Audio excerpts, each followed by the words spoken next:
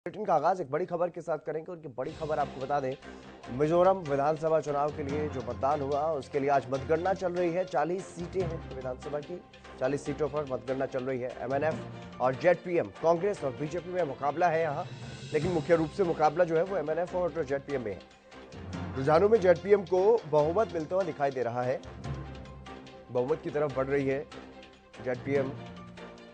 40 सीटों में 22 सीटों पर बढ़त बना चुकी है और काउंटिंग सेंटरों पर सुरक्षा के कड़े इंतजाम। ये बड़ी खबर आपको बता रहे हैं, मिजोरम में काउंटिंग लगातार जारी।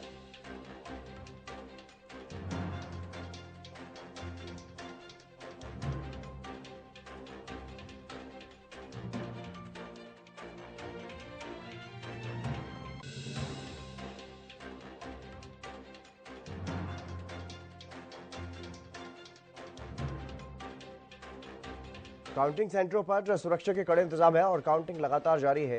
हालांकि ये अभी शुरुआती रुझान ही है, शुरुआती रुझानों में काफ़ी बदलाव अभी देखने को मिल सकता है, लेकिन जिस हिसाब से अभी जो ताज़ा जानकारी सामने आई उसके मुताबिक जेडपीएम सबसे बड़ी पार्टी बनकर के उभरती हुई यहां पर दिखाई दे रही है। जरूरत पड़ सकती है दूसरे दलों की भी, यानी कि यहां पर किंग मेकर की भूमिका में कांग्रेस आ सकती है।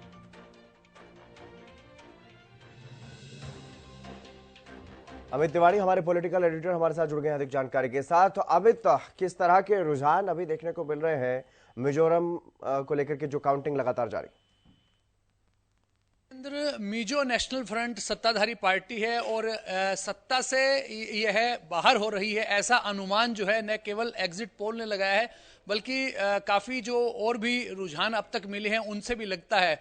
और ख़ासतौर पर जो जेडपीएम है, जोराम पीपल्स मूवमेंट, इसकी जो बढ़त लगातार दिखाई दे रही है, कभी वो बहुमत से आगे भी निकलते हुए दिखाई दी रुझानों में। हालांकि यह रुझान है, शुरुआती रुझान है और इसमें घटत बढ़त चलती रहती है। उसके बाद जो परिणाम में अगर यह जो रुझान है बदल जाएंगे तो निश्चित रूप से जेडपीएम की सत्ता जो है वो बन जाएगी। लेकिन अभी जो रुझान है कभी वो 20-22 तक पहुंच जाते हैं। हालांकि 40 सदस्यीय यह विधानसभा है मिजोरम की और उसमें 21 जो सदस्य चाहिए सरकार बनाने के लिए, तो निश्चित रूप से बहुमत के इर्द गिर्द जो है घूम रही है जेडपीएम। लेकिन देखने वाली बात है कि क्या वो परिणाम बन पाएंगे या फिर कोई तीसरी शक्ति किंग मेकर की भूमिका में आ सकती है, जैसा कि कांग्रेस लगातार इस बारे में एक तरह से सपना देख रही है कि वह मिजोरम की सत्ता में किंग मेकर की भूमिका में होगी।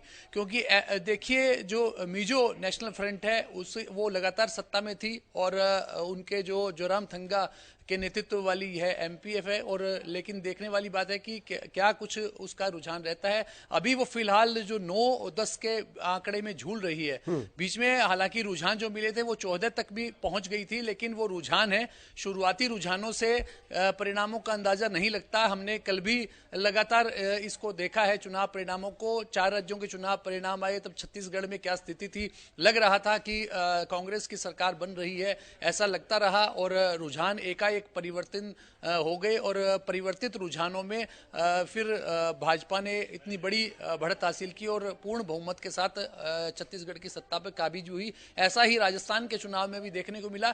तो यह शुरुआती रुझान है, लेकिन लग रहा है कि इस बार जो है जेडपीएम जो है वो मिजोरम में करिश्मा कर सकती है और पूर्व आईपीएस अधिकारी के नेतृत्व वाली यह पार्टी है और लगातार यह इसने गेन किया है। अगर इसका इतिहास उठाकर देखें तो पहले यह जब शुरुआत हुई थी इस मूवमेंट की, उसके बाद से लगातार यह पार्टी मजबूत होती गई है। और आज की अगर बात करें तो मिजोरम की सत्ता में यह अगर सत्ता को संभालने जा रही है जेडपीएम, ऐसा अनुमान और रुझान दोनों लगता है। और एग्जिट पोल के परिणामों में भी जेडपीएम को बढ़त दिखाई गई थी। देखने वाली बात है कि जेडपीएम पूर्ण बहुमत लेती है या फिर कांग्रेस का सपना साकार होता है किंग मेकर बनने का।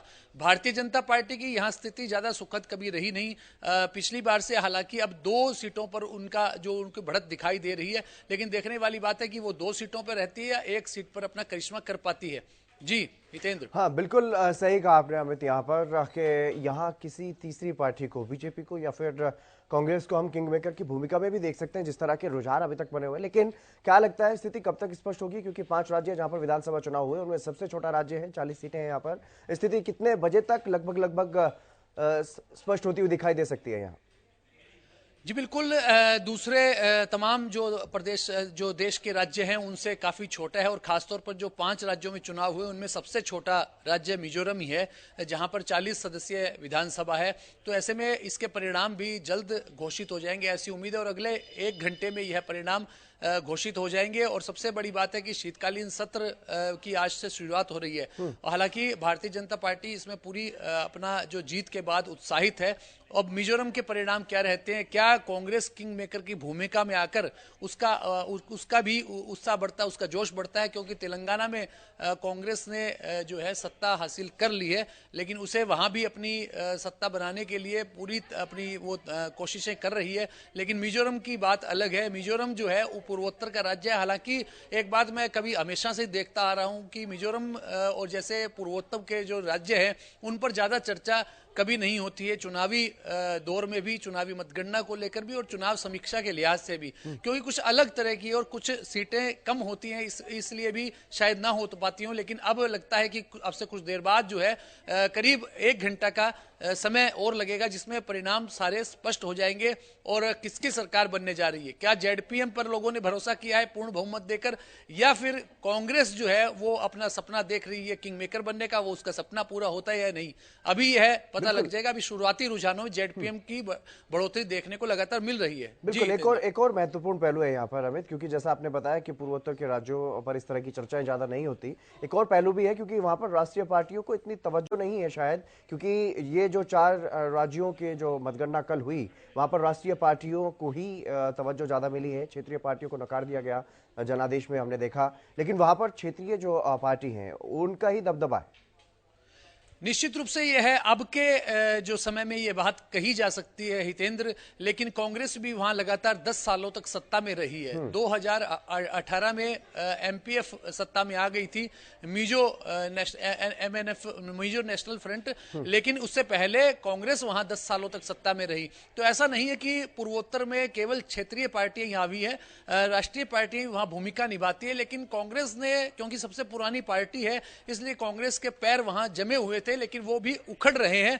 भारतीय जनता पार्टी लगातार कोशिश कर रही है उन राज्यों में अपने पांव पसारने की, लेकिन ज्यादा तवज्जो नहीं मिल पा रही। और खासतौर पर अगर बात करें मणिपुर हिंसात्मक प्रदर्शन के बाद, तो कुछ असहज स्थिति भाजपा की हुई है। वो देखने वाली बात है कि मिजोरम में अब किस ऊंट करवट बैठता है, क्योंकि जो जेडपीएम है क्या उसे पूर्ण बहुमत मिल पाएगा, क्योंकि 21 सदस्य चाहिए। तो ऐसे में अभी जो शुरुआती रुझानों में हालांकि उसकी बढ़त थी, लेकिन वो कभी घट रही थी कभी बढ़ रही थी। अभी थोड़े समय पहले तक 14 पर एमएनएफ आ गई थी और 14 पर ही जेडपीएम भी आ गई, तो बराबरी का था गणित। अब देखने वाली बात है कि कितनी बढ़ोतरी होती है और परिणाम क्या जेडपीएम अपने पक्ष में उसके आते हैं, मतदाताओं ने किस ओर अपना रुख किया यह स्पष्ट हो जाएगा। लेकिन यहां भी अगर बात करें तो अगर पूर्ण बहुमत नहीं मिलता तो निश्चित रूप से कांग्रेस यहां अपनी महत्वपूर्ण भूमिका निभाएगी, किंग मेकर की भूमिका निभाएगी और सहयोग देकर मिजोरम की सरकार बनाएगी। जी बिल्कुल, ये तो देखने वाली बात होगी क्योंकि स्थिति कुछ थोड़ी देर में ही स्पष्ट हो पाएगी। अब बने रहिएगा अमित हवाने साथ। तो जिस तरीके से मिजोरम में मतगणना लगातार जारी है और अभी शुरुआती रुझान ही है, आंकड़े बदल रहे हैं लगातार, हालांकि जेडपीएम काफी बढ़त बनाते हुए दिखाई दे रही है।